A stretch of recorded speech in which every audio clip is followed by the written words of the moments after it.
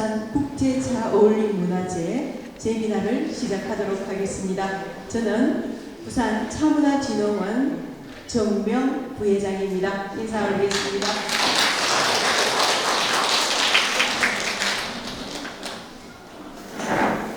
오늘 이 세미나는 부산 차사발 흙으로 빚은 상생의 길이라는 주제로 세미나를 시작할 건데요. 아마도 이 세미나 포럼이 저희들 행사에서 아마 올해가 3번째 되는 것 같아요. 그래서 도자기와 차는 뗄래야 뗄 수 없는 깊은 관계를 가지고 있는데요. 저희들 부산 차어울림 문화제에서 이런 도자기 특강이 세미나가 이렇게 더해짐으로 인해서 행사가 한층 더 풍요롭게 되는 것 같습니다. 그래서 오늘 발표를 해주실 분과 그리고 여기에 계신 모든 분들 진심으로 감사드립니다. 부산묘의 연구는요, 부산의 도자 문화와 차문화를 잇는 그런 핵심 과제이자 지역문화 정체성 복원이라는 그런 관점에서 매우 의미가 있다고 하겠습니다. 부산묘는 부산에서 일본에서 주문을 받아서 주문 도자기를 만들던 그런 가마가 되겠습니다. 17세기 중반에서 18세기 중반까지 104년간 지속된 도자기와 차사르바를 만들었던 그런 가마입니다. 어쩌면 역사 속으로 잊혀져 가고 있는데요. 그래도 관심 있는 몇 분들이 모여서 정말로 부산묘를 살리기 위해서 그 역사와 그리고 그 도자기를 구웠던 가마태를 찾아서 정말로 이렇게 열심히 찾아다니시고 또한 파편을 주어서 오늘날 재현하려고도 이렇게 노력을 하고 있습니다. 그래서 이런 것들이 하나하나 정리가 되고 오늘날 또 이렇게 장소라든지 이런 역사가 밝혀진다면 오늘날 새로운 컨텐츠로서 큰 역할을 할 것이라고 이렇게 믿습니다. 그래서 여기에 체험관이라든지 AR, VR 같은 이런 보건 콘텐츠를 만들어가지고 다시 한번 부산묘에 대해서 관심을 갖도록 하고요. 그리고 부산묘 관광길 같은 것도 만들어서 다시 한번 좀 더 부산묘에 대해서 정말로 이렇게 여러 사람들의 관심을 좀 이렇게 모을 수 있고 우리나라에 얼마나 도자 문화가 훌륭한 그런 문화였는지를 다시 한번 알 수 있는 그런 길이 열렸으면 좋겠습니다. 자, 오늘 세미나 진행 순서는요, 주제 발표를 두 분이 하십니다. 부산묘 포럼 상임 고문이신 조부경 선생님과 그리고 부산과학기술대학교 장기덕 교수님 두 분께서 주제 발표를 하시고 국사편찬위원회 사료조사위원이신 황구 선생님께서 지정 토론으로 오늘 토론을 진행하도록 하겠습니다.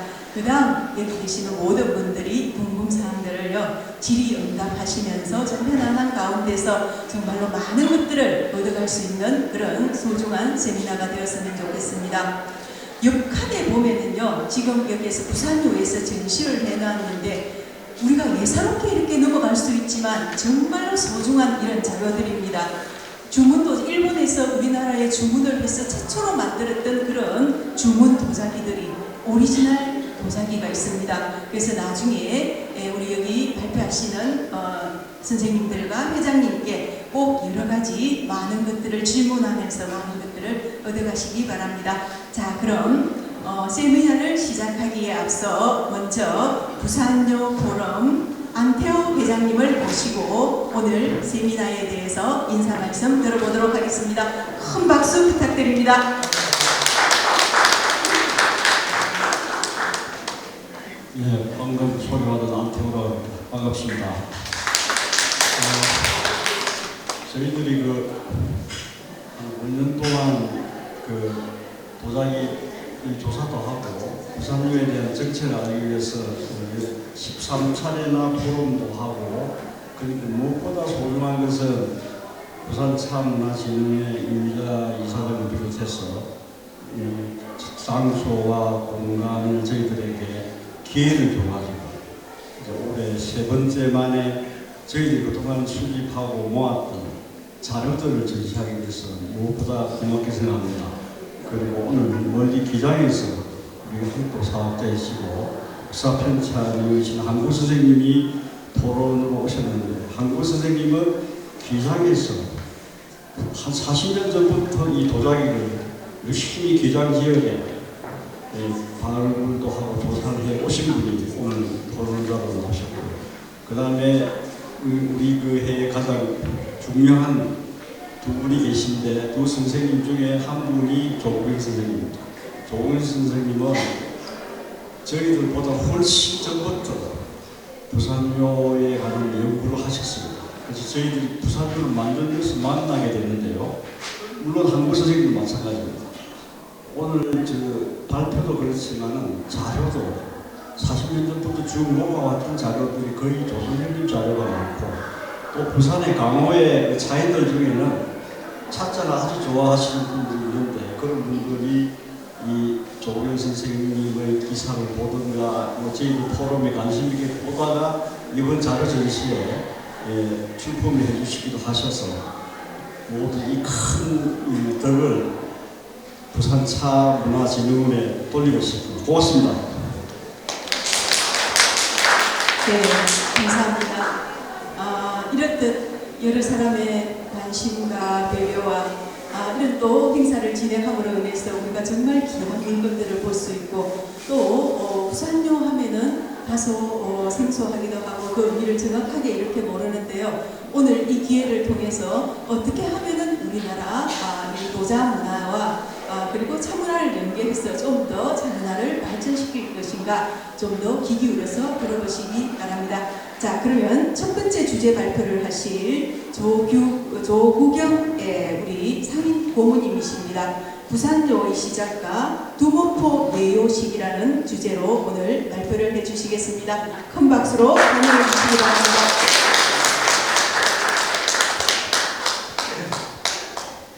안녕하십니까. 방금 소개받은 조국영입니다. 제가 부산 사람은 아닙니다. 근데 어쩌다 보니까 부산을 연구하기로 했는데, 제가 이 부산을 관심을 갖게 된 게 1979년과 80년에 제가 인전을 하게 되었어요.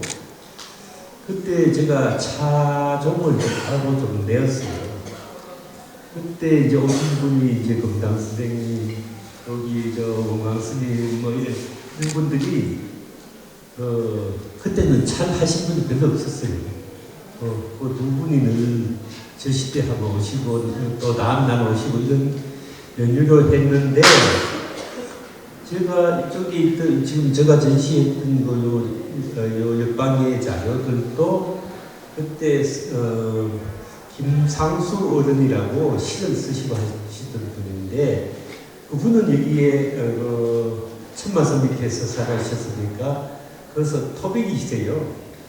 그래서 그때 로얄 호텔, 예전에 부민병원 자리인데, 어릴 때 그 뛰어놀다가 그 다음에 이렇게 하시다가 그 파편을 줘 놓으신 게 제가 기증을 받았어요. 그때 80년도에요. 그 기증을 받았다는 것은 결국 이제 부산을 연구 좀 해달라. 그 계기로 해가지고 제가 한 4, 50년이었는데, 한 40년 됐네요. 이렇게 오면서 거기에 관련된 붓기요도 제가 이제 관심을 갖게 되고, 또 역사적으로 이렇게 문헌을 들여보니까 결국은 부산요와 붓기요는 도공의 차출, 그러니까 부산요에 일한 사람이 있어야 되잖아요. 도공의 차출을 대부분 기장도공, 김해도공, 양산도공을 했는데, 양산도공이 가장 오래 했어요. 그 기록이 없을 줄 알았는데 우리가 보니까 서울대 그 부장각의 고문원에서 많이 발굴이 되게 있었어요. 오늘 주제도 여기 고문원에서 발굴된 것을 가지고 거기가 지금 일본의 스시마에 있는 그 종가문서에 의해서 했는데, 이 우리가 초기에 문헌들은 거의가 종합문서도 그렇게 많지 않아요. 없어서 사실은 어쩌면 이것을 규명하기 위해서 일본의 많은 학자들이 노력했지만은 사료 부족으로 그냥 그렇게 연구가 되질 않았어요. 요 근래에 젊은 학자들이 또 많이 또 하려고 하는 그런 또 경향은 있습니다만 아직까지 우리 부산요가 우리도 마찬가지고 대중들의 아직까지 관심이 너무 없다 보니까 아직까지 규정이 안 돼, 규명이 안 되고 그 다음 또 도시화가 됨으로써 요적이 전부 다 파괴되어 있어요. 간단하게 부산요가 시작이 어떻게 됐느냐면 임진왜란 이전에는 우리가 전례적으로 넘어갔던 나완들, 찻사발들이 우리 이도 나완이라는 그 나완을 무시해야죠. 한 20, 30 정도가 넘어갔죠. 그다음 문제가 계속 연속적으로 갈 줄 알았는데 임진왜란이 나면서 끊어졌죠. 국교가 끊어진 겁니다. 국교가 끊어지니까 어때요? 그때 당시 일본에는 차가 아예 붐이라는 건 굉장히 했거든요. 그런데 공급이 없으니까 우리 임진왜란 때도 뭐 한두 점 이렇게 약탈해 갔다는 그런 기록은 약간 돼 있어요. 있는데 설로 불과하고 그 이후에 우리가 기유약조 이후에 1609년에 그 기유약조 이후에 가장 먼저 1611년에 김해에 도공에 부탁해가지고 다완을 만들어준 적이 있어요. 차사발을. 이 차사발이 어떠냐면 국교 수립이 하자마자 2년 만에 됐으니까 굉장히 어때요? 많이 재촉한 거죠. 그러다가 그 이후에 우리가 1차적으로 우리는 호란이나 어떤 이관란을 겪게 되고 일본 역시도 유천의 사건이라 가지고 일본 대마도 내에도 굉장히 불안했어요. 정권 다툼 비슷하게 일어나가지고 그래서 그 사이에 부산 주변요에서 이 찻잔을 좀 주문해 가져가기도 했는데 정식적으로 가져간 것은 어떠냐면 1939년에 부산 서계에 의해서 서계라는 국가 간의 공식 문서죠. 서계에 의해서 구청이 돼요. 구청은 어떠냐면 그것이 우리가 무역에 중에 구청무역이 있고 하는데 구청무역은 우리가 그냥 주는 거예요. 백급이라는 건데 그 구청의 조건이 일본에는 없는데 우리나라에 나는 토상품을 이제 요구하죠.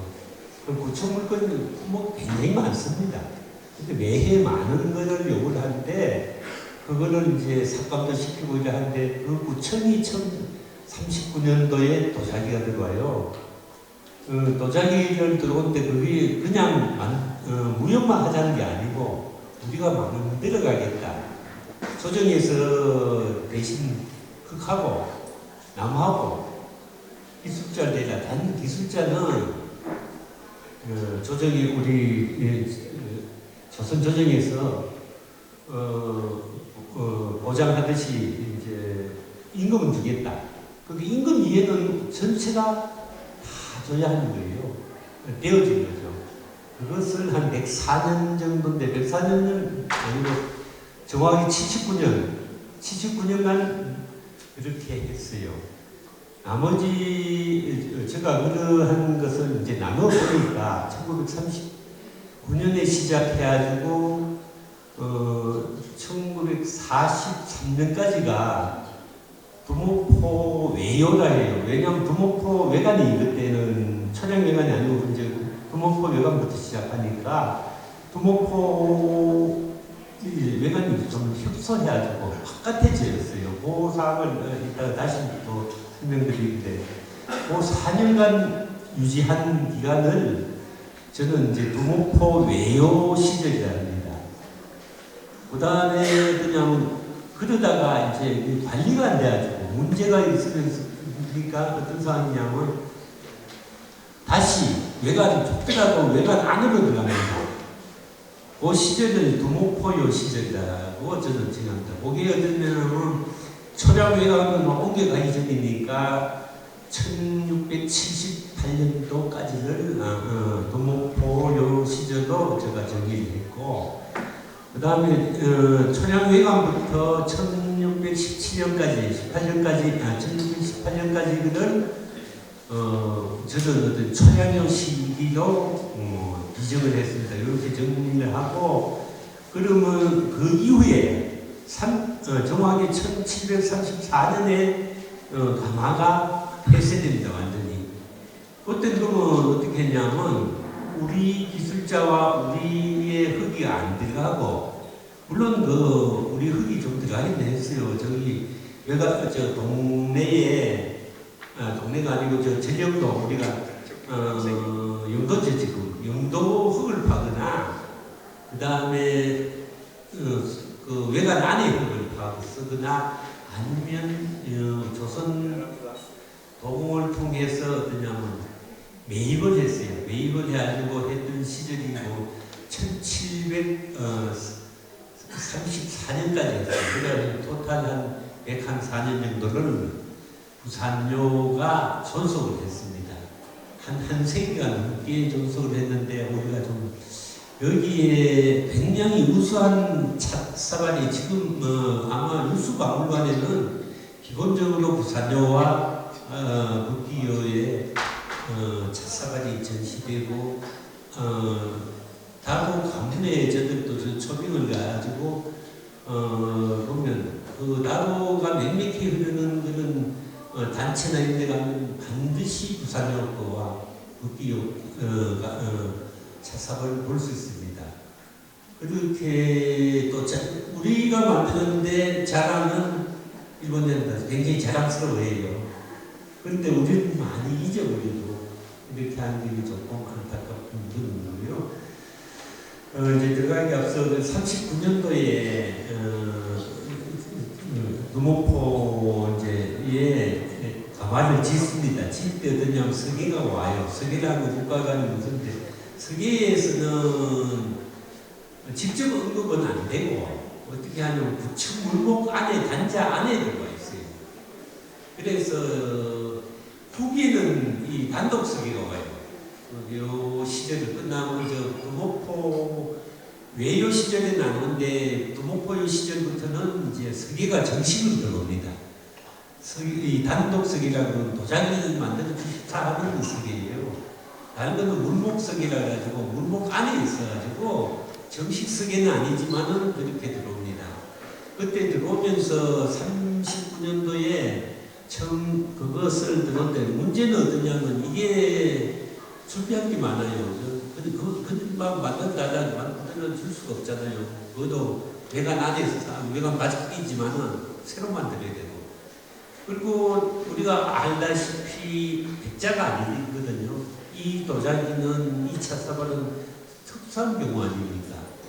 굉장히 지금도 전시되어 있지만은 우리가 그때 당시 백자로서 쓰던 그런 찻사발은 아니에요.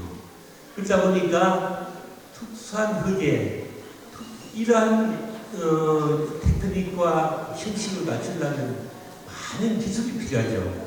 기술 필요하다는 경험이 필요한 거예요. 도자기는 경험 없이는 나오질 않습니다. 근데 갑자기 만든다가 좀 묘하죠. 근데 그때 39년 됐다. 그렇다면 결국 유추하기는 어떻게 하면 추측하기로는 그 전에 이미 조선 정부와 조정이 됐다. 그 얘가 약간씩 나옵니다.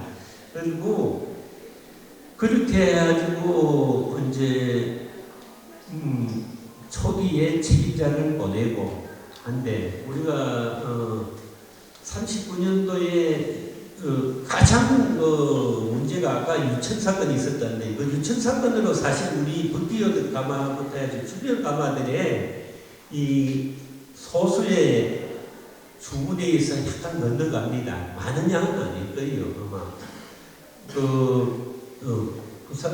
일본 문헌에 보면 사용이 된 게 먼저 나오니까 우리 부산교에서 만들기 전에 이미 사용된 게 그것을 이제 판사다원, 우리로 지금 역관이 가져와서 판사라는 건 역관의 딴 이름이니까 일본에서 부르는 이름이니까 저들은 이제 판사다원이라 안 하고 이제 역관다원이라는데 역관차사를 하는데 이 역관차사관이 이미 건너가고 있고 그러다가 이제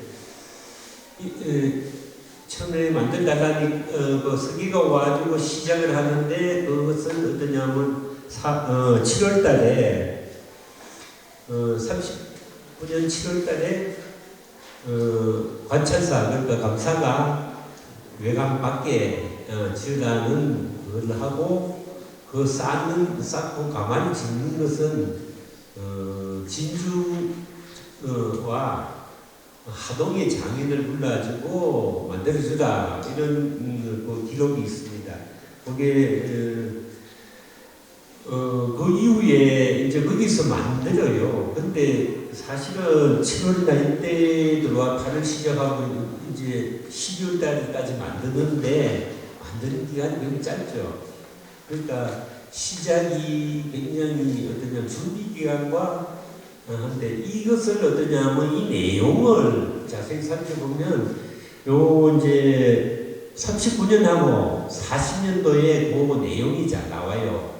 뭐냐면 그거는 어떠냐면 저들이 대마도가 필요한 게 아니고 쇼군과 제장들이 쇼군이라는 우리가 관백이 독과 막부의 쇼군을 뜻합니다. 장군요.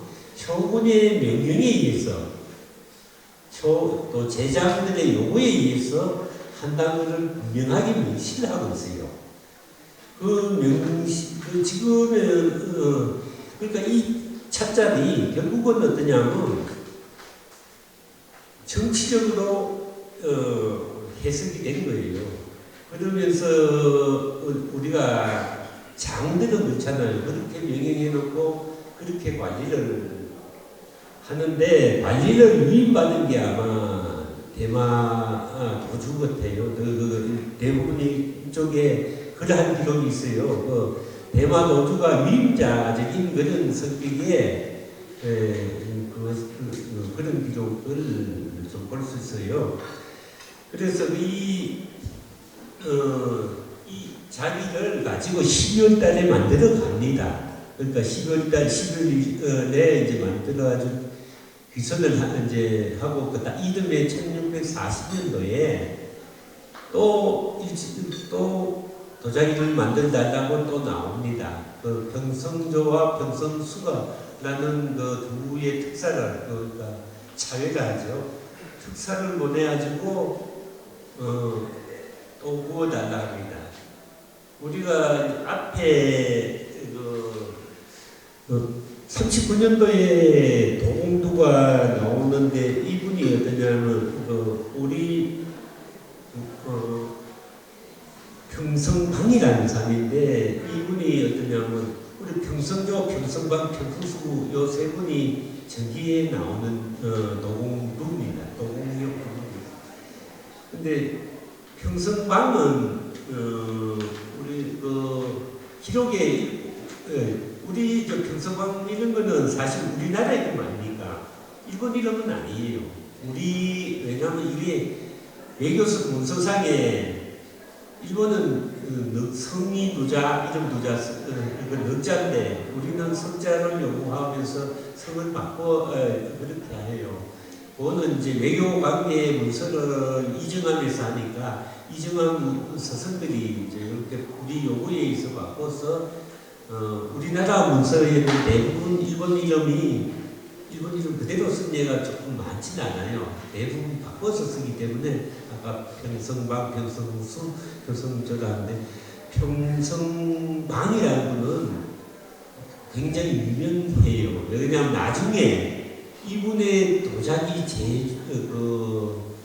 제조 수량이 80년도에까지 남아있으면서 참고에 1680년도까지 남아있으면서 그 기록이 있어요. 그 정도로 조금 도공들로서 좀 빼어나는 거고 평성수와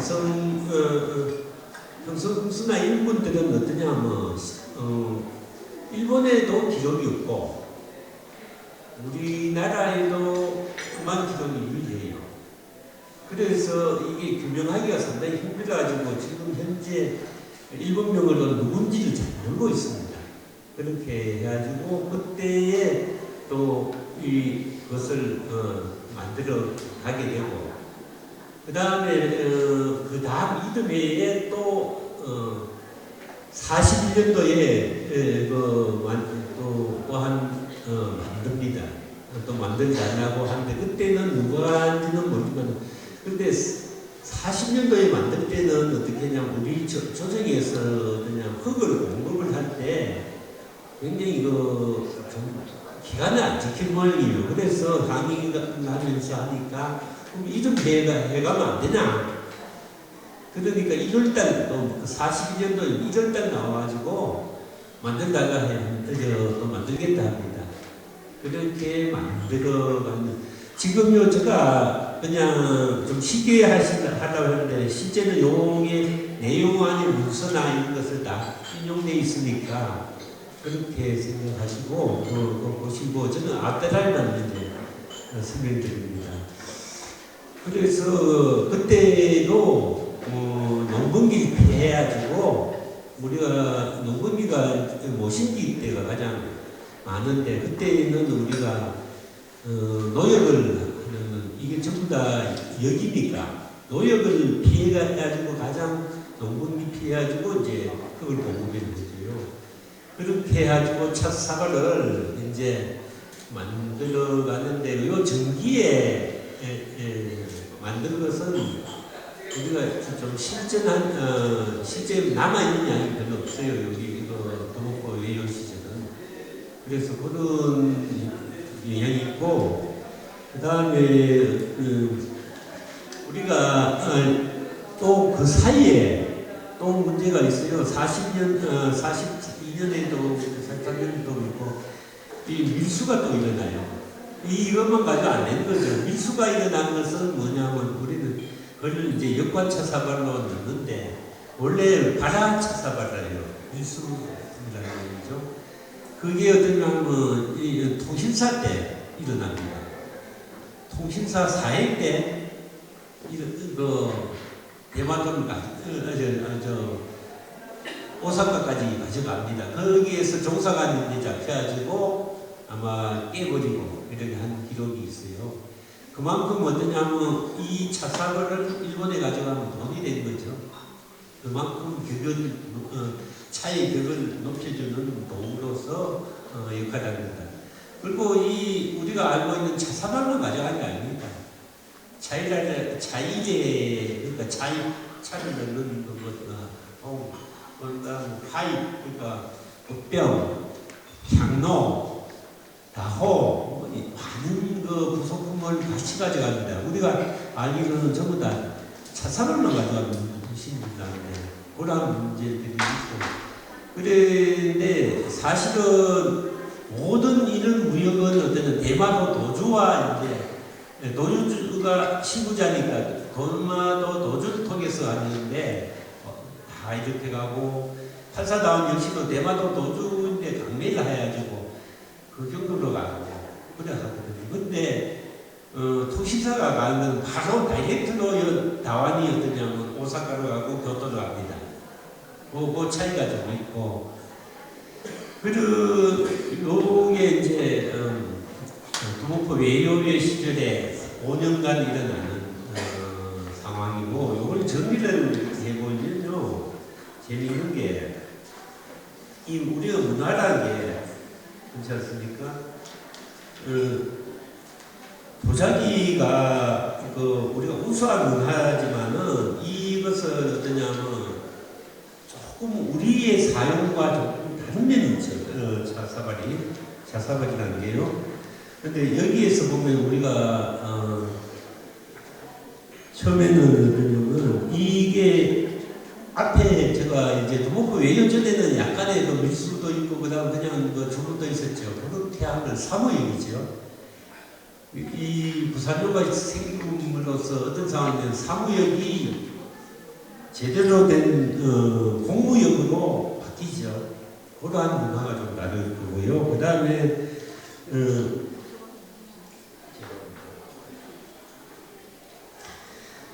처음에는 이제 우리가 인지도란 이전에나 이럴 때는 어떠냐고 인지도란 직후는 전부 다 대명들이나 유명한 차인들에 대한 요구나 주문이 조금 있었어요.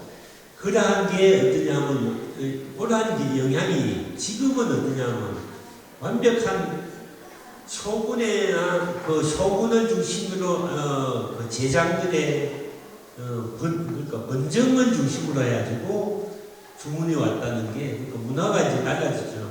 앞에는 장군과 큰 상인들에 의해서 했는데 상인들이 주문하고 유통을 했는 그런 과정인데 지금으로서는 이제 쇼군의 중심이 된다는 그런 상황이고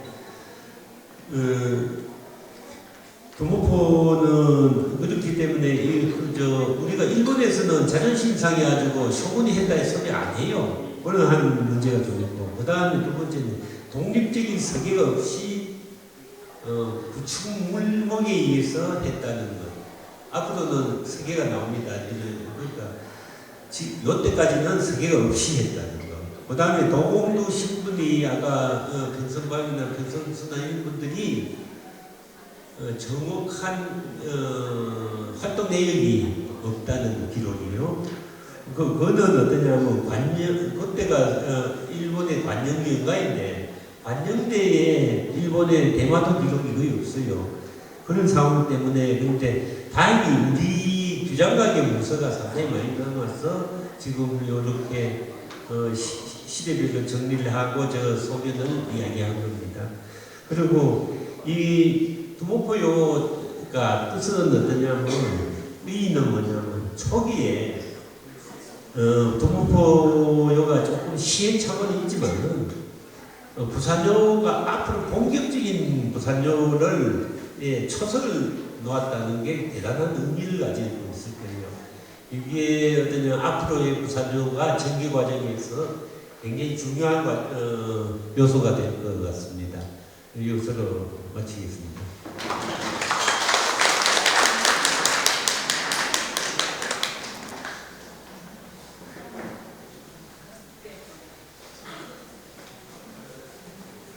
네, 장병 선생님 발표 잘 들으셨죠? 네, 정말 감사드립니다. 여기에 두모포요와 두모포이요 그리고 소량요에 대한 그런 개념들을 또 정리해 주셨고요. 여러 가지 역사적인 사안을 말씀해 주셨습니다. 이런 연구가 계속 되어져서 우리 부산요가 다시 한 번 더 재현된다면 부산요로 즐기는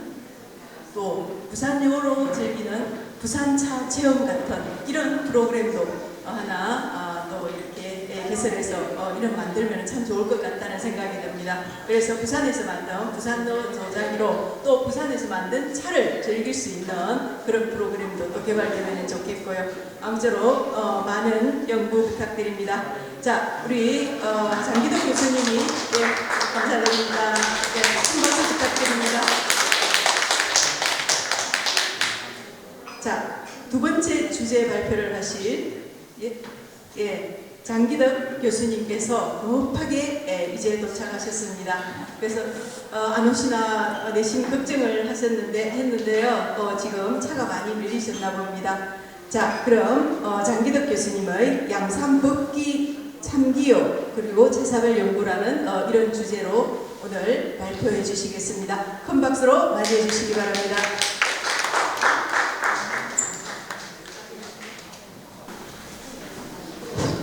네, 죄송합니다. 제가 몸 상태가 안 좋아가지고 연결만 건다고 좀 늦었습니다. 제가 오늘 발표할 거는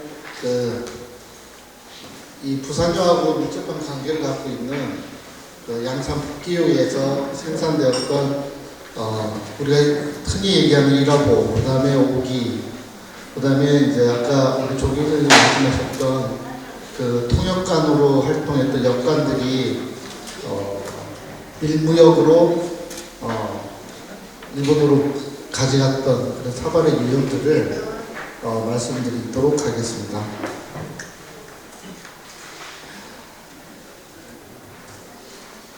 제가 지금 저쪽에 있는 슬라이드 화면하고 이쪽하고 좀 안 맞아서 제가 잠깐만 세팅을 하도록 하겠습니다.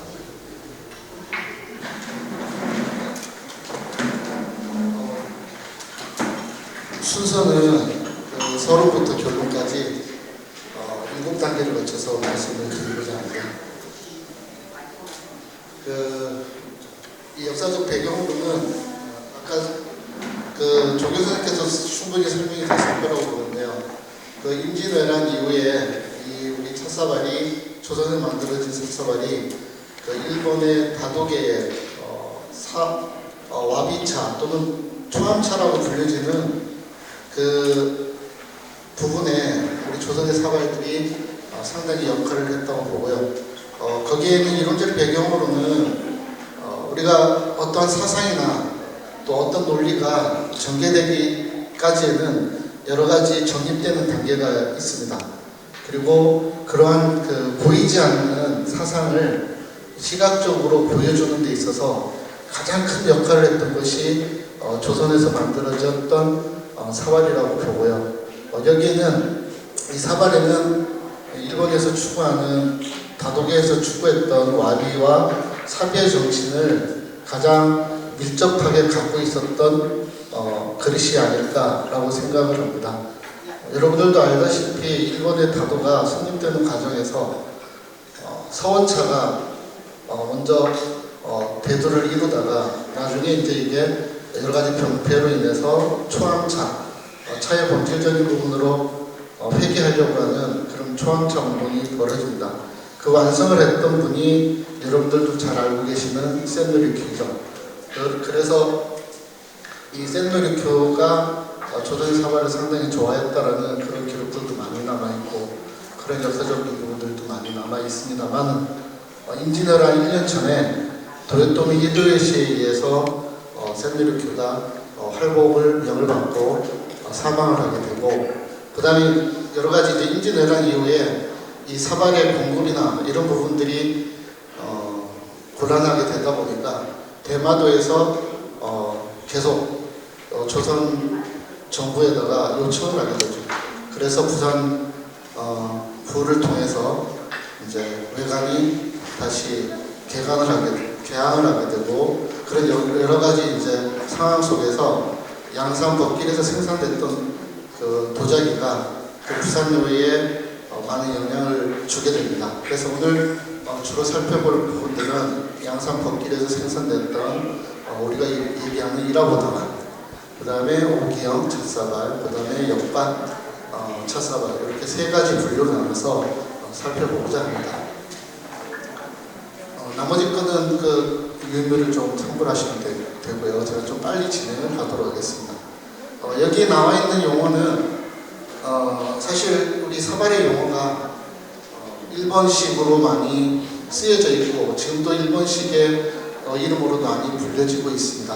우리 차문화가 고려시대 이후에 현대 최고의 절정기를 맞이하고 있는 이 시점에서 이런 용어 자체도 우리의 식으로 변화가 돼야 되지 않을까라고 저는 생각을 하고요. 거기에 또 오늘 이 부여지는 용어 자체는 그 조경 선생님이 그 앞에 말씀하셨던 그런 여러 가지 자료와 그다음 조경 선생님도 지금 우리 찻사발의 이름을 우리식으로 지금 명명을 많이 하고 계십니다. 그래서 우리 부산요의 여러 가지 정신이라고 할까요? 그런 의미에서 이 용어는 그 조경 선생님께서 정립해 주신 용어를 여기에 그대로 제가 인용을 해서 부르도록 하겠습니다. 이 지금 오늘 발표해야 될 주 내용들은 조경 선생님께서 작년부터 시작해서 경남 매일신문에 계속 연재를 하고 계시는 부분이 있습니다. 그걸 토대로 해서 저는 이제 솔직히 말씀드리면 날로 먹었습니다. 선생님이 연구하신 걸 토대로 해서 저는 이제 조금 종합을 해가지고 시대적 부분으로 그 다음에 유형별로 이렇게 나눈 일밖에 없거든요. 그래서 일단은 그런 부분이 있었다는 거 솔직히 말씀을 드립니다. 부산 양산 법기호는 사적 100호로 지금 지정되어 있는 상태고요. 얼마 전에 발굴 조사가 끝이 났습니다. 작년에. 그래서 지금 그 유물들이나 수집된 것들이 양산박물관에서 아마 관리하고 있는 걸로 알고 있습니다. 그래서 법기가마에 대한 체계적이고 종합적인 연구가 아직도 부족하기 때문에 오늘 이러한 발표를 통해서 부산요와 그 다음에 부산을 중심으로 했던 양산, 더 나아가서 김해 또 이런 지역까지도 연계해서 연구가 됐으면 좋겠습니다. 이건 아까 말씀을 드렸고요. 저는 주로 좀 그림을 좀 많이 준비를 해왔는데 제가 이렇게 자료를 준비하다 보니까 슬라이드가 80장이더라고요. 그래서 빨리 진행하도록 하겠습니다. 그래서 이러한 주요 임진왜란 이후에 항일 간의 그런 여러 가지 외교적인 것들을 이렇게 첨부하시면 되겠고요. 그 다음에 이제 여기 생산 규모가 있습니다. 양산 법기가마에서 만들어졌던 것, 그 다음 부산에서 생산됐던 여러 가지 이제 이 사발의 숫자가 되겠죠. 그래서 35,456점 전체 이렇게 돼 있는데 여기에 이제 우리가 오늘 다뤄야 될 부분들이 창규에서 생산된 게 26,366점이고요. 그 다음에 저쪽이 판사 역관에 의해서 우리 역관다원이라고 얘기하는 부분들이 23,536점. 이 전체적으로 보면 지금 전체 재고 수량이 그때 그 당시 재고했던 시기가 다르기 때문에 지금 전체 부산요, 창기요, 외수 주문, 그 다음에 아까 조 교수님이 했던 밀수 다원이라고 하는 다라다원 이런 전체 총으로 해서 지금 총 재고 액수는 맞지는 않았어요. 시기적으로 이렇게 했기 때문에. 그래서 이렇게 수치로 봐도 상당히 많은 수가 일본의 차계에 우리 이 사발들이 영향을 끼쳤다는 것을 알 수 있을 겁니다. 그죠? 그리고 이제 법기가마에서 생산된 것이 부산요의 가마에서 생산된 것보다는 2,800 정도 숫자가 많다는 것을 말씀을 드리겠습니다. 이거 넘어갔고요. 제가 좀 빨리 진행을 하겠습니다. 요거는 짚고 넘어가야 되겠고요. 일본의 다회기에 이제 이라보라고 쓰여졌던 것이 이제 1659년 강잠 다회기에서 최초로 이제 이라보라는 용어가 시작이 됐고요. 그다음 61년에 지금의 고려 휘진체 다원 이마라고 했죠. 그래 요게 이제 이라보 다원의 사용이라고 이렇게 보고 있고요. 그다음에 이제 정조 이라보가 사용되었던 것은 이제 1826년 다가종승자 회기에 이렇게 최초로 등장을 합니다. 그래서 저희는 이제 이 정조 이라보를 색임선 첫사발이라고 이렇게 부릅니다. 이 정조라는 말이 못정자를 쓰죠. 그래서 못으로 조각한 문양이 있는 사발이라는 뜻에서 정조라는 말이 쓰여졌기 때문에 요 색임, 그 다음에 여기에는 이제 이렇게 선으로 돼 있거든요. 그래서 색임선 첫사발. 여기다 이제 구체적으로 들으면 색임선 창기 이렇게 첫사발이라고 이렇게 되겠죠. 자, 여기 이제 창기 첫사발이 발을 이렇게 네 가지로 이렇게 분류한 건데요. 이걸 이제 세부적으로 하나하나씩 말씀을 드리겠습니다. 옛 창기 첫사발, 고이라보라고 얘기하는 부분들이죠. 그래서 이거는 이제 환원불로 이렇게 굵게 되면 약간 회청색이 되고요. 산화불로 되면 약간 노란기가 나는 붉은색이 됩니다. 그래서 지금 우리가 현존하고 있는 조음사발, 어떤 분들은 퍽퍽이라고도 얘기하고 땡땡이라고 얘기도 하는데, 퍽퍽이라는 것은 산화불로 구우면 소리가 그렇게 맑지가 않습니다. 그래서 이제 보통 우리 사발들은 이 대부분이 많은 숫자가 산화불로 구워진 첫사발들이 많습니다. 그다음에 여기 이제 이 사발의 특징은 이제 윗부분이 전 부분이 매끄럽지가 않아요. 그래서 자연스럽게 뽑아 올린 선을 이 만든 사기장이 자연스럽게 이렇게 표현을 했던 부분들이 있고요. 그다음에 전 부분을 보면 저렇게 한 부분이 약간 이렇게 구부러져 있죠. 약간 정형화된 형태가 아니라 자연스럽게 이렇게 된 부분이고, 그 다음에 이제 다른 사발하고 좀 특징이 뭐냐면 여기 보시다시피 귀할 자국이 두 번에 걸쳐서 시행이 됐어요. 우리 보통 도자기 작가들이 귀할을 칠 때 한 번에 그 역동적인 표현을 나타내기 위해서 한 번에 이렇게 선을 나타나는데, 여기는 지금 이 두 번을 이렇게 했던 것 같아요. 그래서 제가 보기에는 처음에 이렇게 의도했을 때 나름대로 원하는 그런 그 귀할문이 생성되지 않아서 한 번 더 이렇게 복합적으로 했지 않았나 이렇게 생각이 되고요. 여기 이제 석북현상이라고 얘기를 했는데, 여기 보면은 이렇게 카오링의 알갱이들, 석영의 알갱이나 그 다음에 거친 흙을 쓰다 보면 이 작은 돌의 알갱이가 있습니다. 그 알갱이를 중심으로 해서 이런 식으로 트임 현상이 일어나거든요. 왜냐하면 돌은 줄어들지가 않아요. 근데 흙은 일단 수분이 증발을 하면서 1차적으로 수축이 일어나거든요. 그러니까 우리가 마르는 과정에서 일어나는 수축을 건조 수축이라고 합니다. 그리고 이게 또 소성 과정에서 1200도 이상이 되면 흙 자체가 유리질화되고 그 다음에 자화가 돼요. 그런 과정에서 또 한 번 더 수축을 하게 됩니다. 그래서 보통 도자기는 10에서 15% 정도 처음에 만들었을 때보다 수축이 된다고 생각을 하시면 돼요. 그래서 수축 과정에서 일어나는 현상인데, 이런 그 돌의 알갱이들이 하나의 세기적인 역할을 하기 때문에 돌은 수축하지 않고 가장자리에 있는 흙은 이렇게 수축을 하면서 트임 현상이 일어나요. 그렇게 해가지고 나중에 굽고 나면 이게 폭발한 것처럼 그런 현상이 일어납니다. 그래서 석풍 현상이라고 얘기를 하고 있습니다. 그리고 이제 굽을 깎았을 때는, 이때는 주로, 지금은 우리 도자기 만드는 우리 작가분들도 많이 와 계시는데, 주로 요새는 이제 금속으로 된 도구를 활용을 해서 굽을 깠습니다. 근데 이때는 대나무를 이렇게 불에다가 휘어가지고 대나무 칼로 깎았기 때문에 대부분 이렇게 부분들이 둥그스럽게 이렇게 분처리가 되어 있습니다. 그리고 요 지금 보여주는 요 사발의 명칭이 홍리고요, 홍령. 노인이라는 뜻이죠. 그래서 이제 이게 전체적인 부분은 조금 전에 설명드렸던 그 전체적인 사발을 부분적으로 이렇게 보여드렸습니다.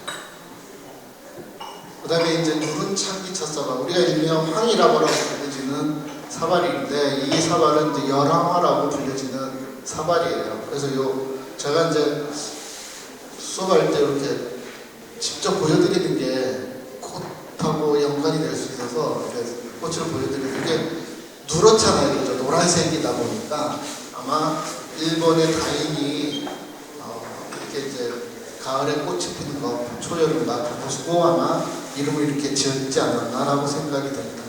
이것도 지금 철분이 조금 가미된 흙에다가 이렇게 됐는데, 물레선이 바깥에는 없어요. 근데 이제 아까 말씀드린 대로 석북현상 이런 데 보면 부분적으로 그 알갱이에서 석폭 현상이 생겨 있고, 그 다음에 이 뒷부분을 보면 이런 식으로 중간중간에 이렇게 함몰된 부분들이 있습니다.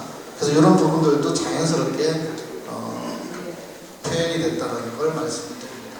자, 이게 이제 이 사발의 내면인데요.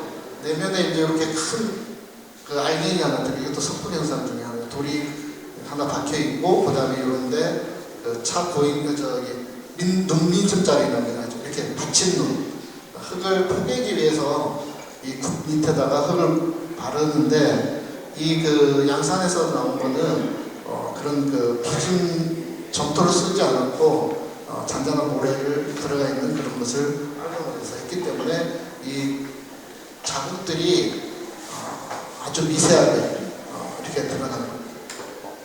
그래서 다른 지역의 그 일반적인 그때 그 당시에 그릇을 생산했던 그 방식하고는 조금 많이 다르다고 보시면 돼요. 그래서 이 차에 그릇의 품격을 높이기 위해서 이 사기장들이 아주 세심하게 배려한 흔적이 이렇게 보이는 부분들이라고 할 수 있습니다. 그래서 여기 민수형 사발은 벡터로서 이렇게 손톱 모양, 손톱 크기의 흙을 이렇게 붙이는데, 여기는 이제 잔잔한 모래를 갖고 이렇게 붙임으로 해서 자국이 잘 안 나게끔 만들었다는 드리고요. 그 다음에 여기 이제 전체적인 말씀드린 누른 창기 찻사발, 일명 황이라고라고 불려지는 찻사발이 되겠습니다. 그 다음에 이거는 이제 깎음선 창기 찻사발, 아까 말씀드렸던 그 부분이죠. 그래서 이거는 이제 굽을 깎는 과정에서 이렇게 물의 속도를 줄이면서 국화를 갖다 대면 이렇게 나선형이 굵게 나타나요. 그리고 물의 속도를 빨리 하면 나선형이 잔잔하게 나타나거든요. 그래서 이제 이때 만들었던 그 사기장이 이 굽을 깎을 때는 좀 여유를 갖고 깎다가 이 부분이 삐져나오면서 이 몸통 자체에 붉은 칼자국이 생성이 됩니다. 자, 이게 이제 정면인데요. 여기도 보면 이런 식으로 큼직큼직한 돌이 박혀 있는 흔적들이 보이고, 그 다음에 전 부분도 상당히 자연스럽게, 우리가 이걸 뭐 삼형이라고 합니다. 산길처럼 울퉁불퉁하게 생겼다라고 해서 삼형이라고도 우리가 얘기를 하죠. 이 소용돌이가 이 나선형으로 되어 있는 부분들은 이제 굽의 안자리를 보통 이제 옆면하고 바닥 부분이 두꺼우면 사실 이 도자기 하시는 분들은 알다시피 잘 금이 갑니다. 했었잖아. 그 다음에 이제 일자로. 그래서 그런 걸 방지하기 위해서 저 나선형으로 해서 이렇게 만들었다고 보시면 되고요. 이런 양식적인 것들이 이제 이 법기가마에서만 나오는 게 아니라 이 부산 경남 일대에서도 그런 흔적이 나오는데, 부산 삼남진 용전의 가마터에서도 이런 형의 처리한 게 보입니다.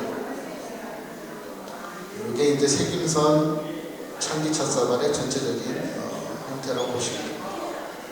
자, 그 다음에 이제 천종 창기 찻사발. 천종이라고 하는 재상가에서 소장을 했다고 해서 이렇게 이름이 붙여졌던 사발들이고요. 만들어졌던 시기는 황이라고, 그러니까 누런 창기 찻사발하고 같은 시기에 만들어졌다고 추정이 됩니다. 그리고 이거는 보면은 이제 뒤에도 한번 설명을 드릴 거지만 반반씩 유약이 달리 발라져 있습니다. 편신체라고 얘기하는 거죠. 그래서 지금 이쪽 부분은 투명한 부분은 우리가 흔히 얘기하는 정오사발의 유약, 투명유를 바른 부분이고요. 그 다음에 약간 여기 갈색이 나는 부분은 이제 우리가 도예가들이 이름을 여러 가지로 부르고 있어요. 약토, 약토유, 제유, 회유 이렇게 많이 불려지는데, 요거는 이제 왜 그렇게 불리냐면 매용제가 제기 때문이에요. 제가 유약을 만드는 데 있어서 하나의 매용제 역할을 해주거든요.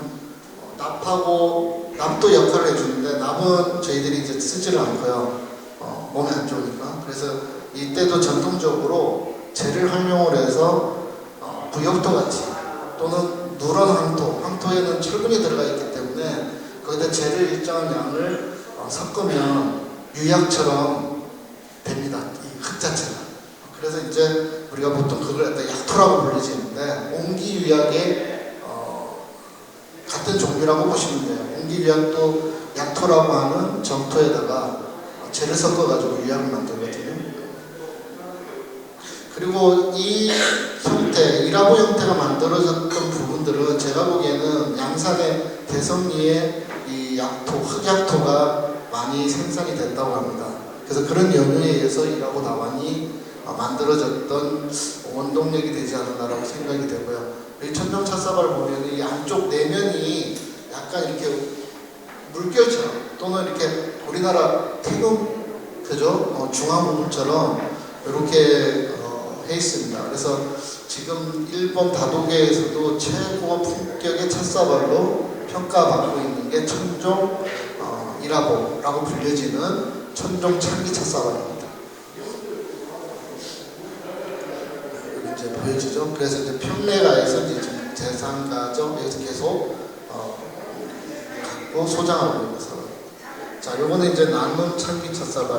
우리가 보통 그 편신체 일화보라고 불려지는 사발입니다. 그래서 몸통체를 위약으로 다른 위약을 발음으로 해서 이렇게 변화를 주고 중간 부분은 위약이 겹치는 부분이기 때문에 제3의 색깔이 이렇게 나타납니다. 그래서 이런 부분들을 하나의 또 일본의 차계에서 상당히 활용했던 것으로 보고, 그 다음에 이게 이제 이렇게 되어 있습니다. 자, 이거는 이제 제가 넘어갈게요. 그 다음에 이제 오기, 제가 이제 이거를 쭉 준비하다 보니까 그 양산에 지금 그 사발에 가는 전시를 지금 하고 있습니다. 양산 박물관. 그 양산 박물관에 가면 요 제기 중에 하나의 괴라고 불려지는 이게 이제 탕기입니다. 그래서 이 사발 자체가 굽이 높고 이 오기 사발하고 거의 부분 닮은 부분들이 상당히 많습니다. 그래서 제가 이제 참고 자료를 이렇게 넣는데요. 이거는 그 양산에 가면 남동강 강가에 가야진사라고 하는 건물이 있습니다. 거기서 이제 제를 지내고 옛날에는 제사를 지냈죠. 그 유림들이 그래서 제사를 지냈던 부분들인데 분청으로 되어 있는 괴입니다. 괴. 그래서 이걸 보통 이렇게 씌워가지고 아마 이렇게 제사를 지낼 때 사용하는 것 같습니다. 그러니까 여기에 제사 그릇에는 뭐 괴도 있고 보도 있고 여러 가지가 준이라고 하는 그런 형태도 있고 여러 가지 형태 있는데 그 중에 요거는 이제 괴라고 불려지는 그런 그릇입니다. 사실은 지금 요 부분들은 오기사발은 이게 이제 지금 홍역오기인데요. 제가 역사적으로는 지금 확실하게 이게 양산에서 만들어졌다라는 그 근거는 없는데 이 형태가 유사한 파편들이 지금 요 옆에 우리 제치하고 있죠, 그죠? 그 파편들하고 흡사하기 때문에 이 지역 말고는 이 오기형의 굽이 발견되는 도요지가 없어요. 그래서 이 오기형의 전체적인 사발들이 양산 법길이에서 먼저 시작이 되고 나중에 이제 후기에 와서는 부산요에도 영향을 끼칩니다. 그래서 이 홍역오기 같은 경우에는 부산요가 만들어지기 전에 아마 일본으로 건너갔을 것으로 지금 시기적으로 봤을 때 추정을 하기 때문에 이것도 양산의 법기로에서 만들어지지 않았나라고 생각을 합니다. 그 다음에 이제 이거 동운이라고 불려지는 여기는 지금 역반사발로 분류가 되어 있는데 이것도 오기사발 중에 한 유형이에요. 지금 보면 거의 뭐 색이나 이런 부분들이 비슷비슷한 부분들이 있고요. 그 다음에 이게 이제 대덕사옥인데 여러분들도 알다시피 대덕사옥이는 우리나라 조선통신사가 건너갔을 때 대덕사에다가 선물로 주고 온 사발입니다. 그러니까 아까 말씀드린 대로 그 통역반이 이렇게 선물로 준 거기 때문에 이것도 제가 보기에는 양산 법기에서 만들어졌을 가능성이 많다. 왜냐하면 뒤에 조선 정부에서 이 생산에 관한 부분들을 관리를 하고 감독을 하게 되지만 이 조선 통신사를 통해서 갔던 부분들은 사실상 외관 내에서 만들어지지가 않거든요. 외관 바깥에서 만들어지는, 바깥에 있는 요에서 만들어지는데 요거는 조심스럽게 지금 제가 아마 추천을 하고 있는 여러 가지 역사적인 이 과정을 통해서 봤을 때 이것도 양산 법기에서 만들어지지 않았나라고 생각합니다. 대덕사 오기에 이제 여러 가지 부위별로 그 다음에 이제 이건 아까 보여드렸고요. 그 다음에 해오기, 이제 오기형 중에 그림이 그려져 있는 오기. 이런 파편들도 사실상 법기에서 지금 나오고 있거든요. 그래서 이 형태도 거기서 만들어졌을 거라고 추정이 됩니다. 이런 그 부분이 있고요. 뒷부분에는 또 이렇게 되어 있고요. 얼마 전에 그 저희 부산요에서 10월 10일 날 대마도를 갔었습니다. 대마도에서 이제 한일 수교 60주년 기념으로 해서 외감이라고 하는 주제를 갖고 대마도 박물관에서 전시가 있었고, 그 다음에 이제 그 동명예대의 마비 교수가 거기에 대해서 이제 특강이 있어서 저희 부산교에서 저하고 또 우리 조국현 선생님하고 안태호 세 명이 가서 이제 참관을 했었는데, 그때 이제 이런 이 그림이 그려져 있는 사발을 우리가 한 점 볼 수 있었습니다. 대마도에서 갔을 때 우리가 완벽한 사발을 3점밖에 못 봤거든요. 근데 이번에 옆에 보면 여러분들도 알다시피 4점의 완벽한 사발이 지금 전시가 되고 있습니다. 한번 나중에 이거 끝나시고 난 뒤에 한 번 더 보시면은 아마 도움이 많이 되실 거라고 봅니다.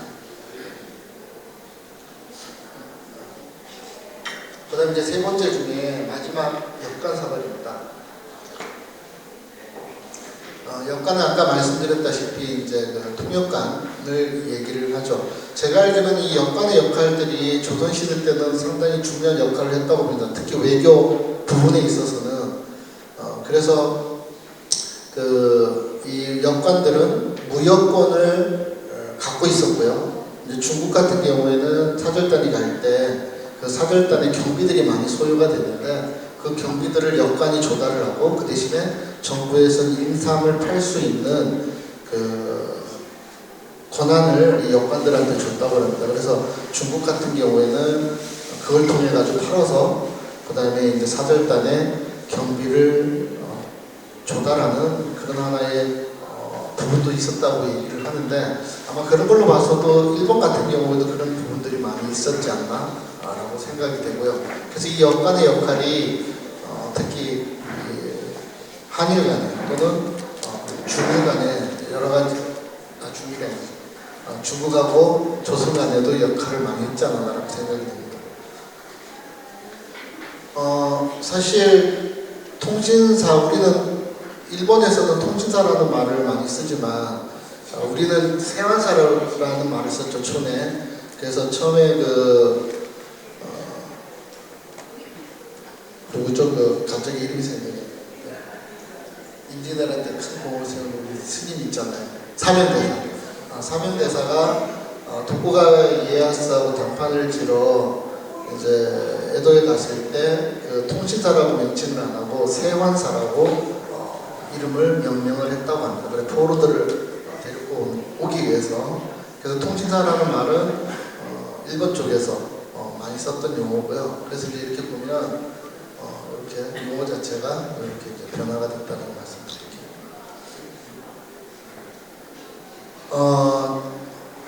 아까 조국현 선생님께서 이 부분에 대해서 많이 말씀을 하셨었어요. 다라다완 해가지고 우적일수를 했던 다완.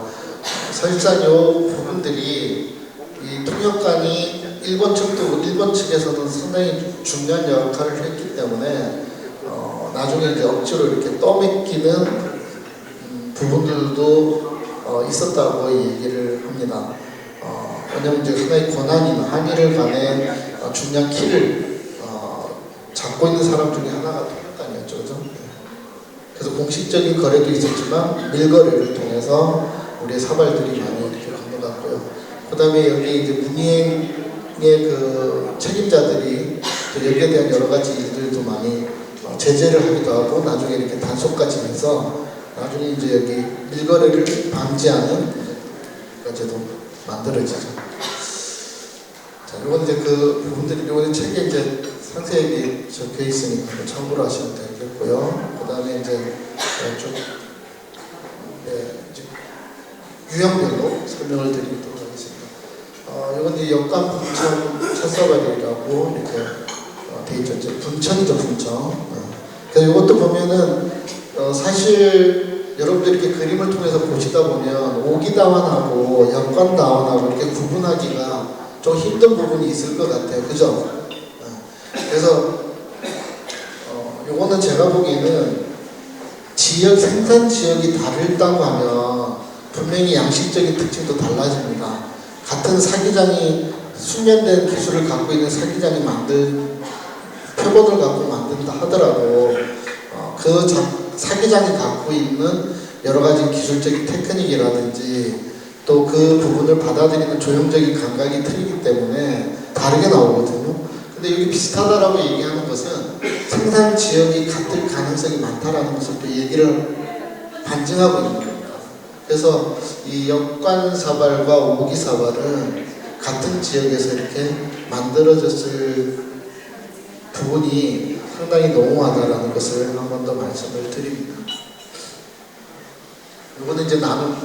이거는 이제 소송 과정에서 아마 이렇게 된 것 같기도 한데요. 지금 윗부분하고 밑에 하단 부분하고 지금 색상이 많이 달라요. 그래서 우리 조 교수님께서 이제 나눠졌대서 나눔이라고 이렇게 아마 이름을 부르신 것 같아요.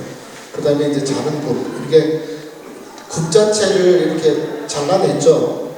어떤 분들은 이걸 뭐 도린굽이라고 얘기도 하고 이렇게 얘기하는데, 이제 굽을 잘라내서 자른 굽 이렇게 이름을 했습니다. 그 다음에 이제 철화 역관사. 이 그림은 아마 많이 보셨던 그림일 거라고 보고요. 이거는 이제 역관사발 중에서 이제 5기형에 분류가 되는 사발이죠. 우리가 보통 5기형으로 분류될 때는 이 몸통 자체가 원형에서 반구형, 반을 짧은 형태를 보통 우리가 5기로 형태적인 것으로 분류를 하고요. 그 다음에 굽부분이 이렇게 이제 높으면서 이제 밑으로 벌어진 형태, 이런 걸 갖다 저희들이 이제 5기형으로 이렇게 분류를 하거든요. 그리고 이제 굽도 상당히 높아야 됩니다. 그래서 이런 부분들을 다 이제 갖고 있는 역관사발 중에 하나라고 보시면 되겠습니다. 자, 오늘 이제 지금 전체적인 부분들을 이제 굽 부분과 그 다음에 굽의 안에 부분 이렇게 지금 다 보여드리고 있는 것 같아요. 그 다음에 이제 이게 주문했던 그 역관 찻사발이 되겠습니다.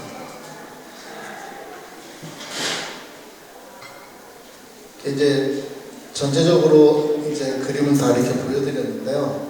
이 법기가마에서 제작되었던 법기가마가 왜 이러한 사발들을 많이 만들게 됐느냐, 이런 부분들을 우리가 이제 살펴보면요. 이제 기술적인 부분과 그 다음에 양식적인 특징이 다른 데하고 이렇게 세분화되어 있기 때문에 우리가 어떻게 보면은 지금 좀 안타까운 부분은 뭐냐면 여기서 생산된 사발들을 우리가 육안으로 많이 볼 수 없다는 거예요. 그 육안으로 많이 보고 그 유형별로 하나하나 이렇게 체크를 해나가면 그 생산지를 어느 정도 유출을 할 수 있거든요. 그래서 아까 말씀드린 대로 굽의 처리라든지 소성할 때에 푸겠을 때에 사용했던 받침눈이라든지 이런 부분들을 분류를 하면 이제 생산지를 거의 이제 압축시킬 수 있다라는, 좁아진다는 거죠. 그래서 이런 부분들은 상당히 앞으로 더 우리가 연구를 해서 면밀하게 이제 분석을 하고 하다 보면 이제 생산지가 하나둘씩 나타나지 않을까라는 생각이 듭니다. 좀 넘어가고 이제 결론만 말씀드릴게요. 시간이 많이 흘렀네요. 이거는 이제 제가 책에 다 있었던 부분이니까 마지막으로 결론만 말씀드리겠습니다. 양산 법끼리 가마는 17세기에서 18세기 조선 후기 도자사에서 부산여와 함께 가장 중요한 찻사발 생산지였습니다.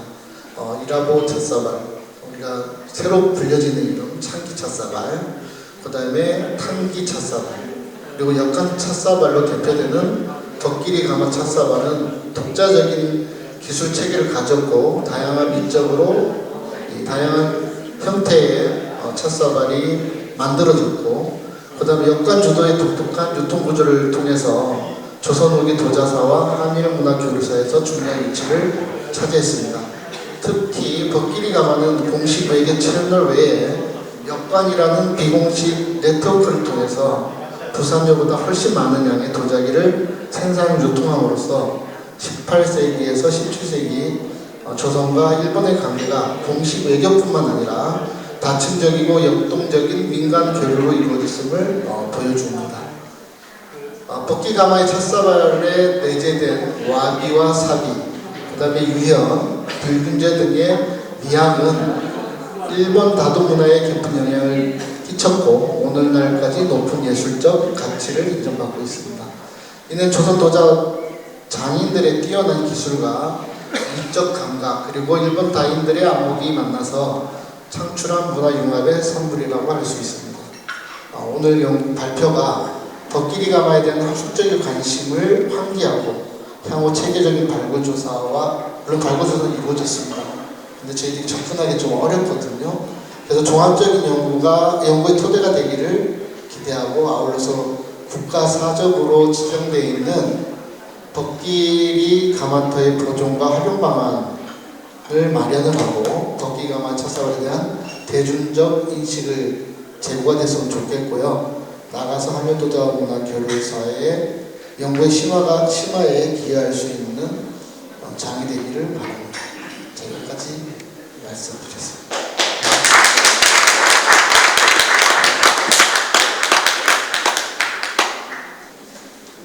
네. 덕길이 이 가마의 특징과 역사라든지 여러 가지 형태, 종류 이런 것들을 아주 심도 있게 발표해 주신 장기덕 교수님께 다시 한번 큰 박수 부탁드립니다. 사실은 저희들이 역강 다관이라든지 오기사발 이런 것들 저희들 차이들에게는 다소 생소하게 이렇게 느껴졌는데요. 오늘 이런 그림과 함께 알기 쉽도록 발표를 함으로 인해서 도자기에 관한 학문적 지평이 넓어지는 것 같습니다. 감사드리고요. 그리고 우리 장기덕 교수님께서 발표하실 때 앞서 우리 조극영 선생님께서는 오래전부터 부산요를 이렇게 관심을 갖고 정말로 많은 자료를 수집하고 또 이렇게 연구를 하시고 하셨는데 오늘 이 발표에서 무엇보다도 차사발의 용어를 우리식으로 정립했다라는 데 대해서 귀가 번쩍 뜨이는 것 같아요. 그래서 아무쪼록 이런 것들을 우려하면서 우리나라의 또 부산의 정체성을 가지고 더 좀 발전할 수 있었으면 좋겠습니다. 우리 발표하신 두 분 선생님께 다시 한번 큰 박수 부탁드립니다.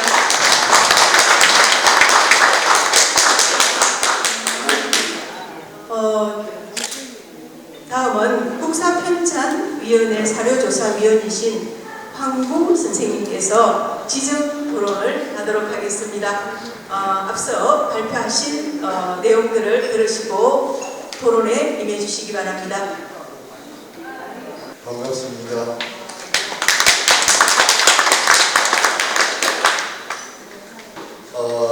제가 한 10분 우리 두 분께 교수님께 질문 하나, 우리 조 선생님한테 하나 한 가지씩만 하겠습니다. 하고 나머지는 뭘 하느냐면 실제로 오늘 이 부산요에 대한 그동안에 국내에서 수많은 학자들이 연구를 하고 공부를 했습니다. 우리 안태호 회장님하고 여기 계시는 두어를 하고 이분들이 없었으면 지금까지 이게 능력을 유지를 할 수 없었습니다. 여러분 우리 안 회장님 어디 가요? 이리 나오세요.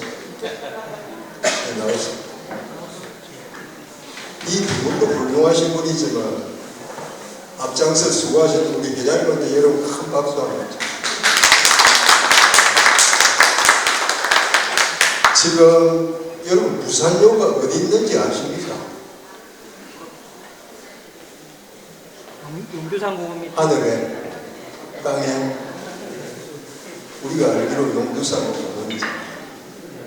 그래서 실제로 오늘은 2018년에 그 발굴 조사를 참관했던 옥천박물관장님이 오늘 긴 자리를 하셨어요. 제 질문보다 오히려 그런 얘기를 듣는 게 상황을 좀 더 저희들한테 세계적으로 와닿는 것입니다. 여러분 오늘 발표하신 이 내용은 대한민국에서 처음이에요. 제가 국편에서 여러 가지 공부를 하고 있지만 이런 내용은 나올 수가 없어요. 나올 수가 없습니다. 아시다시피 지금까지 전부 일본의 어떤 자료, 문물 그리고 오늘 그런 우리 이름으로 다 바꿨잖아요. 정말 이건 획기적인 도자사에 한 획을 그을 수 있는 일입니다. 오늘 사회자님 뒤에서 보니까 얼마나 공부를 열심히 했는지 새카매요. 노트를 합니다. 아마 앞으로 잊혀지지 않아요. 이 운동이 내년에도 좀 더 활발하게 되시기를 바라면서 제가 먼저 질문을 우리 조 선생님께 해드리겠습니다. 제 질문 내용은 이 책 76쪽에 있습니다. 이 책 76쪽에 보시면은 다른 내용은 다 나오는 거예요.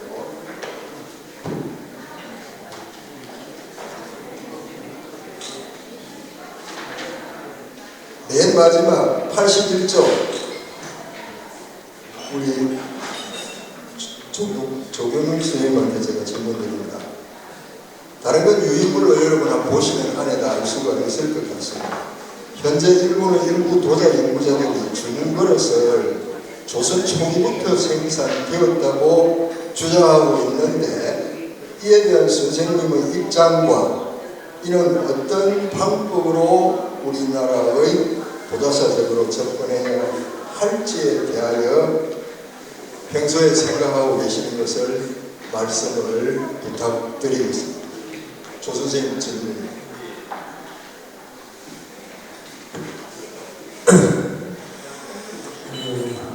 현재 우리 도자 연구자 일본과 비교를 하겠습니다.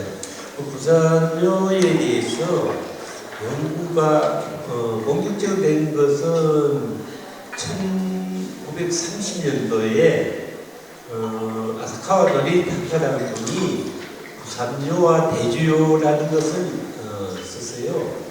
그 이후부터 부산요가 관심을 갖게 되고 사실은 이 부산요의 관심은 거의 하나도 없었어요.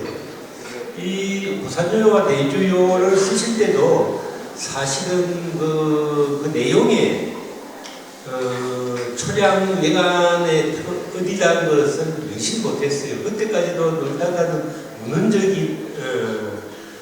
입장에서 쓰셨는데 대단하게 어떠냐면 우리나라 사료의 외인 구청 등록과 별내 지명을 가지고 인용해서 쓰셨어요.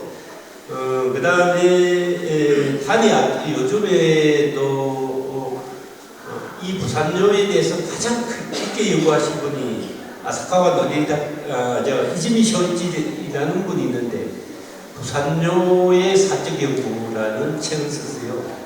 이 책은 어떠냐면 대단히 방대하게 쓰셨습니다. 대마도에 있는 기록, 그러니까 종씨들의 기록이 지금 세계문화유산으로 되어 있는데 거기에 방대한 조선과 외교관계 사이에서 그것을 추려서 요약해서 또 이렇게 우리나라 앞에 외국구청 등록과 뭐 이런 사료 몇 번을 첨삭해가지고 그렇게 연구를 하셔가지고 사실은 이분이 일본에서 가장 방대하고 권위있게 했고 지금 현재는 타니 아키라라는 분이 이제 노무라 미술관의 원장님이신데 현재 진행형으로 하시고 있고 가장 또 힘쓰시고 있는 분이 타카야마 마비라는 동경예대 교수가 계시는데 오늘 사실 참석하시다가 연찬에 내일 참석합니다. 어쨌든 그분이 가장 방대하게 또 수집을 하고 자료를 수집하고 연구를 많이 하고 있습니다. 국내에는 논문은 허영경 씨하고 권영은 씨 정도의 논문이 이제 발표되어 있고요. 그런 와중에 우리가 연구되면서 주문이라는 것이 공식적인 것과 사적인 게 있어요. 우리가 도자기관 자체가 임진왜란 이전에는 하이테크 산업입니다. 가장 첨단 산업이에요. 그때 당시까지 자기를 구할 수 있는 나라는 단지 우리나라, 중국을 비롯해 우리나라, 월남 정도였어요. 그런 상황에서 어떠냐면 조선 초기부터 우리가 불천사기가 생산되고 백자가 생산되면서 이 하이테크 산업을 자기들이 안 가져갈 수가 없죠. 그래서 어떠냐면 부산요처럼 양성적으로 공식적인 것은 아니지만은 가져갔다는 기록은 사실은 없어요. 추정하건대 현재 그렇지만은 넘어가서 사용하거나 아니면 일본의 여러 유적지에서 발굴 사례들로 보면 우리나라 도자기가 상당한 양이 넘어가는 것은 사실입니다. 그러한 사례와는 열거하기가 사실은 굉장히 많은 일본 내에 발굴 조사가 있습니다. 예를 들면 뭐 지금 오사카 사카이 거기에 어떤 사카이 같은 경우는 관도 지역이나 이런 것이 이제 절대연대로 임진왜란 이전에 불을 탔기 때문에 그런 절대연대가 있고 뭐 이런 상황이 있어가지고 거기에서 발견되는 차사발이나 있긴 하여 그 말고 경청사기가 초기는 주주를 이루고 이렇게 왔고 우리의 이 차사발에 관해서는 우리가 대단히 추정하건대 사카이 상인과 하가다 상인의 명분에 의해서 넘어갔다는 약간의 추정 기록이 존재할 뿐입니다. 사실 공식 기록은 하나도 없습니다.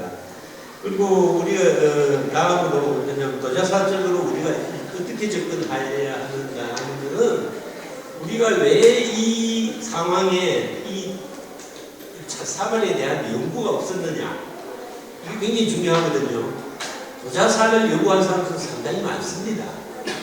많지만은 이 분야는 특수한 일입니다. 백자나 이런 건 관료 중심으로 가고 그다음 관료 중심에서 발전해 왔고 그게 다시 민요로 파급돼가지고 이제 가는 거에 비해 이건 독자적으로 발전합니다. 그렇기 때문에 이 상황이 또 흙에 대한 연령이고 흙에 대한 제조적인 그런 상황이 있기 때문에 이것을 파악이나 하기가 상당히 연대나 아니면 과정이나 이런 것을 공식적으로 공부하려고 할 수 있는 여건이 안 됐어요, 사실은. 제가 해봐도 저는 도자기를 만드는 입장에서 접근하니까 다행히 어떤 맥락을 얻을 수 있었지만은 일반 도자 사학자들이 하시는 이것은 일본 가서 배워야 되는데 일본도 어떠냐 우리나라 정리가 안 돼 있습니다. 그런 상황이 있어서 상당히 안타까운데 앞으로 관심이 중요합니다. 관심만 많아지면 아마 좋은 결과와 우리가 차문화 사실은 차문화가 그릇이 중심이 돼야 됩니다. 물론 우리 일본 차가 초정 그러니까 할 수 있는 택당과 그 다음에 그것을 할 수 있는 동작 그 다음에 우리가 동작이라는 것은 차를 내는 동작이죠. 그러한 문제와 그런 형식과 그 다음에 차사발이 세 개가 정리가 되기 때문에 타도가 완성이 됩니다. 그러한 상황에서 우리가 이 가장 고려사 차사발이라는 가장 우수한 문화를 가지고 있으면서도 관심이 없어요. 차사발 지금 사용하시는 차를 마신 분들도 솔직한 이야기로 너무 좀 아껴주시면 감사하겠습니다. 왜냐하면 이것이 차의 문화에 가장 중요한 것입니다. 감사합니다. 네, 감사합니다. 차 문화가 차사발이 중심이 되어야 된다는 새로운 용어를 오늘 들었습니다. 앞으로도 선생님께서 많은 연구와 지속적인 노력을 부탁드리겠습니다. 교수님께 오늘 마지막에 받은 석장짜리 종이에 2페이지에 보시면 중간에 질문 5번이 있습니다.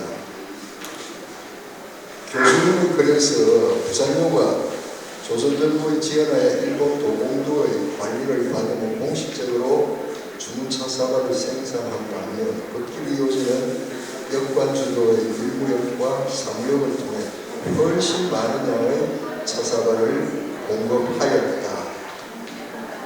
제가 그동안에 낙동강 동지의 아파트를 조사를 해보니까 양산의 법길이 이루어지는 이미 알려졌고 기장에 두명이 이루어지라고 있습니다. 혹시 월평을 아시나요? 정관 월평 거기에서 정관을 얻는 복의 중간중에 두명이라는 말이 있습니다. 그게 백자요지가 있거든요. 그래서 교수님께 질문은 혹시 기장의 두명이 이루어진 출토 차상을 및 법길 이어지 사발에 대한 차이점을 제가 한번 듣고 싶습니다. 우리 후보 원장님께서 질문하신 부분에 답변을 드리도록 하겠습니다. 사실 작년 이맘때 황 원장님의 도움으로 저희 기장 주명리 요지를 답사를 했었습니다. 저희 같이 갔던 우리 학생들도 지금 여기 와 있는데요. 사실은 그 부분에 대해서 일단 재질적인 부분으로 봤을 때 법기 같은 경우에는 분천 계열의 그다음 연질백자 계열이 많이 이렇게 파편이 수습되는 반면에 그 주명리 같은 경우는 그보다 조금 더 기술적으로 진화가 된 경질백자 계열의 파편들이 좀 많이 있었습니다.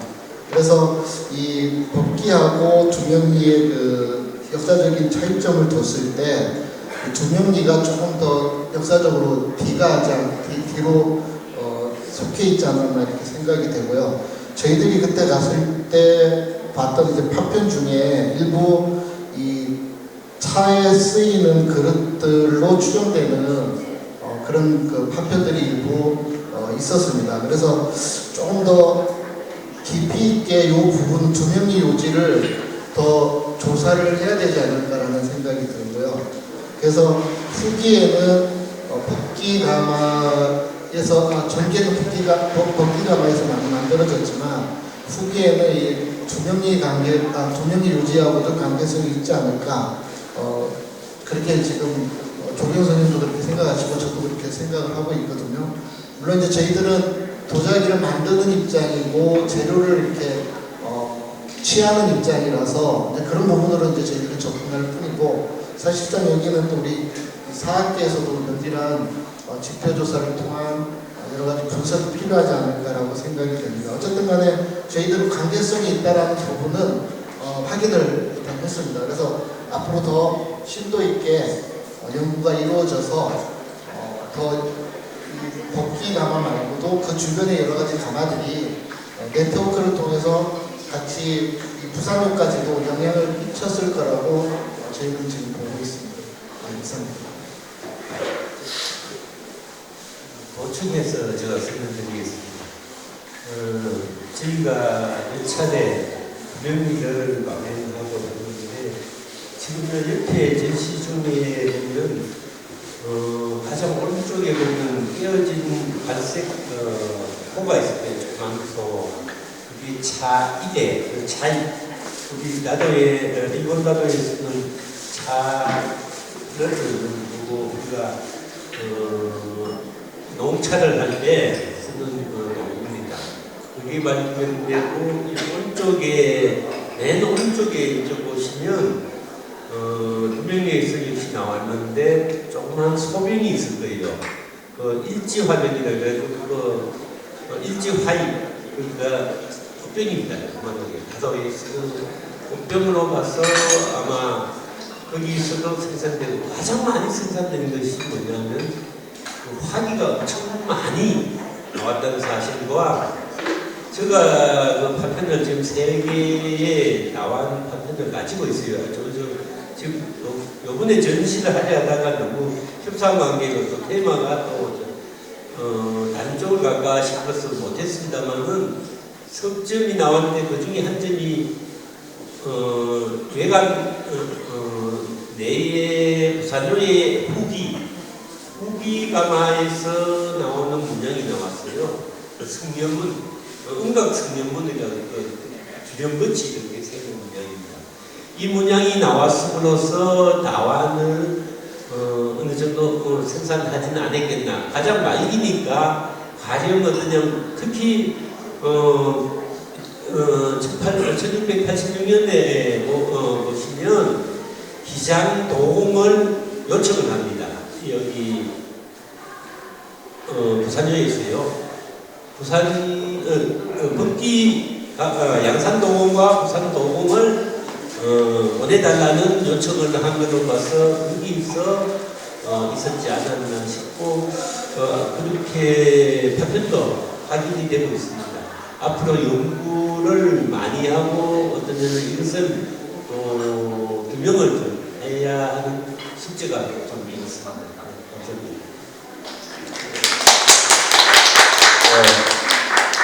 두 분 감사합니다.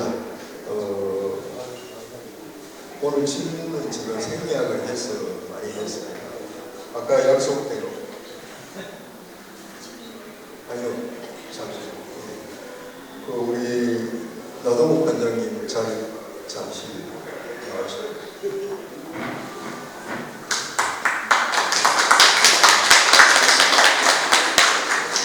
우리 지금 나오시는 이남 관장님은 전 봉천박물관장님이시고 이 영남 지역뿐만 아니라 우리나라 성과에서 1인이십니다. 2018년에 부산요 실체를 어느 정도 파악할 수 있는 발굴 현장을 같이 하신 그 상황을 실제로 한번 들어보시기 바랍니다. 네, 반갑습니다. 네, 나동욱입니다. 조은영 선생님하고 장기덕 선생님 발표를 잘 들었습니다. 누구보다도 선구자적인 입장이고, 황구 선생님은 또 기량 지역의 도자기와 관련한 부분에서 또 입문자라고 하시는 분인데, 다 통하는 것 같습니다. 도자기라는 것이 결국은 우리 생활과 관련된 부분이고, 저 같은 경우는 도자기를 접할 전공은 아니지만, 성과를 발굴해보면 도자기 파편이라든지 토기 파편들이 많이 나오는 상황이죠. 저는 고고학을 하는 사람이기 때문에 땅 밑을 조사를 해서 그것에 대한 의미를 부여하는 그런 작업을 하고 있죠. 지금 계신 분들은 도자기를 꾸미는 분이시고 또 지표상에서 다니시면서 그런 파편이 있을 때 거기에 대한 의문을 가지고 연구하시는 분이지만은 저는 땅을 파서 이게 제일 밑에 나왔는지 중간에 나왔는지 위에 나왔는지 이런 것들을 통해서 어떤 것이 먼저 나오고 어떤 것이 뒤에 나오고 시대가 어떤 건지 그런 것들을 사실 연구하는 상황이거든요.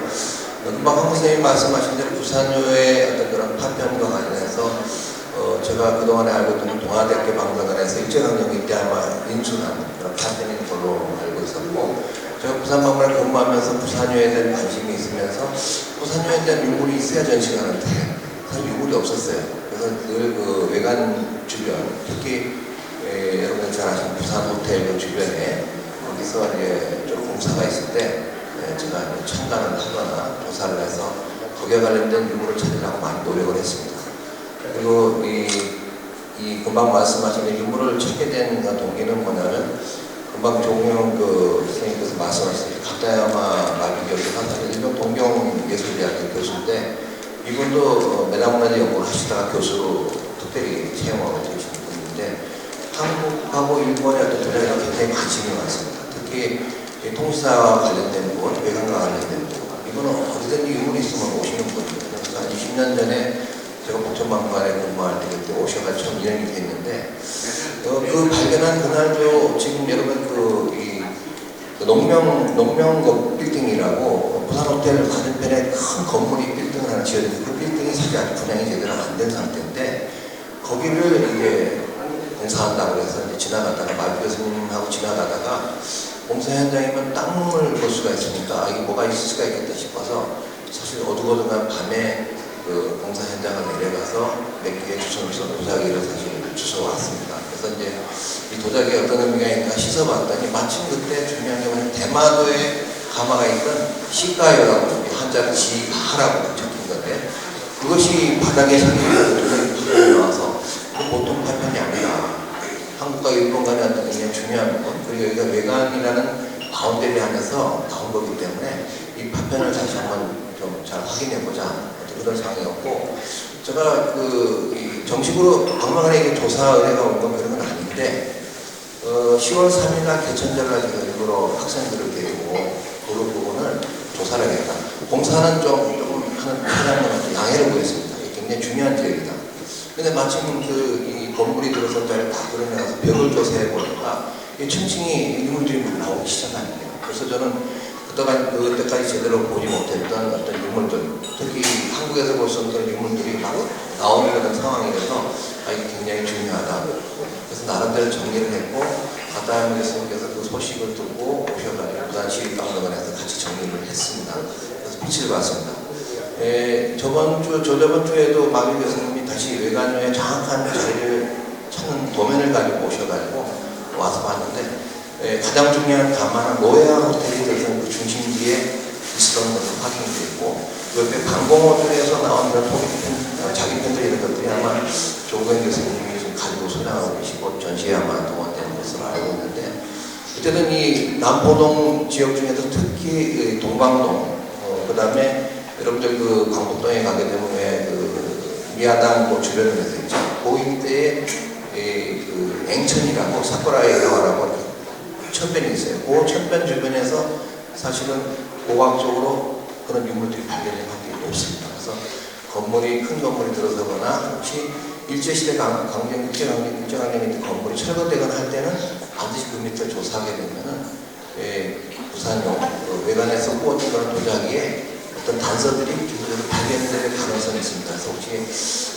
여러분들 지나가다 공사하는 데도 도자기 판매 나온다 그러면 우리 조경 선생님이나 장기들 교수님 또 저한테 연락을 해주시면은 가급적인 고고학적인 방법에 의해서 수습이 돼야지 이게 어느 시기에 들어가고 빠른 거다 늦은 거다 이런 선호관계를 또 확인할 수가 있거든요. 그래서 이 도자기가 전시가 되고 거기는 파편들이 나오게 되고 학문적인 성과가 나오게 되는 것은 그냥 지나가는 것이 공사 현장도 유심히 보는 가운데서 이렇게 나오거든요. 그런 것들이 금방 조경 선생님이나 자기들 무슨 연구하고 서로 연계해서 주변과 같이 연계가 된다 그러면은 우리가 외관여 시대에 일본 사람들 어떤 도자기를 요구했고 어떤 도자기가 만들어졌고 이런 관계가 역사적으로 기록이 안 된 부분을 좀 더 소소하게 밝힐 수 있는 그런 연결고리가 되는 것 같습니다. 그래서 오늘 저는 관심 있게 왔습니다만 황근 선생님께서 또 제가 말씀을 드릴 기회를 주셨는데 저는 감사하고요. 앞으로도 저는 부산의 역사를 연구하는 입장에서 도자기 전공은 아니지만 오늘 부산여행 포럼에서 주동이 돼서 이런 걸 하시고 계속 연구하시는 입장에서 지지를 하고 저도 가급적이면 힘을 보태도록 하겠습니다. 감사합니다.